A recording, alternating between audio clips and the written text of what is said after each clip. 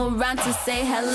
One, I'm so fly. You took a nosedive. Careful when you play on my level. For you, it's so. Hey, hello. Motorola Razr 50 Ultra. Flip the script. Hello, Moto. And Yashovardhan Azad just chose to blame.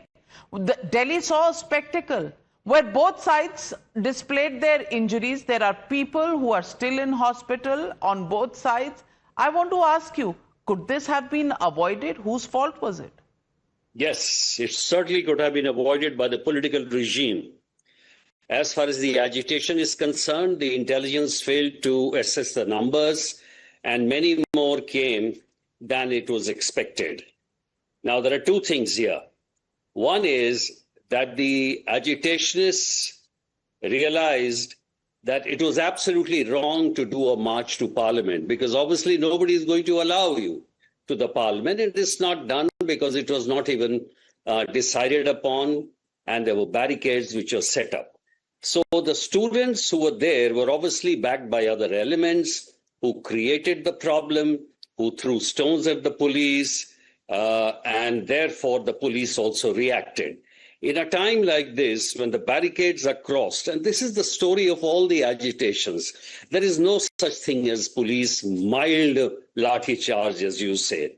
And therefore the police reacted, and you see the brutality on both sides. So if it was political sagacity that later on, which Mr. Nadda meant, not that it meant anything, he met the people, he should have met them before. After all, what were they asking? Wasn't it a legitimate demand for Dharmendra Pradhan to resign, or that 22 of those people who have died, they should get 1 crore each? Where was the problem in negotiating for that?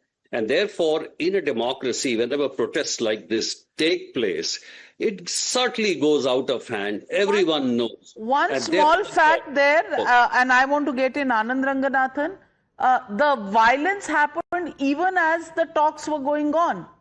The violence happened simultaneously.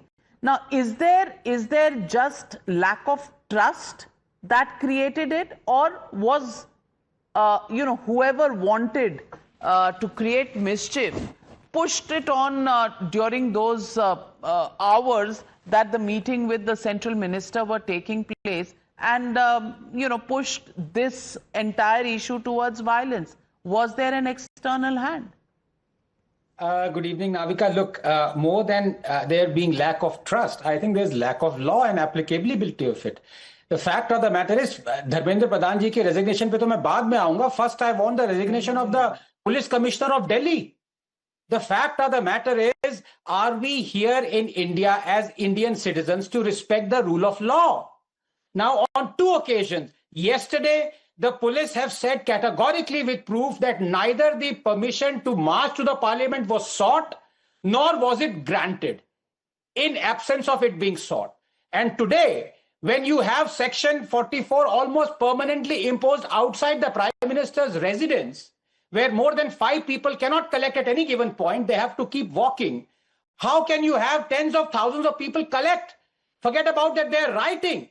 So who is it? I don't blame the criminals. I don't blame the people who violate the law. I didn't blame the people who sat on an arterial road in Delhi for 6 months in Shaheen Bagh, inconveniencing lakhs of commuters. I blame the people who allow them to sit there.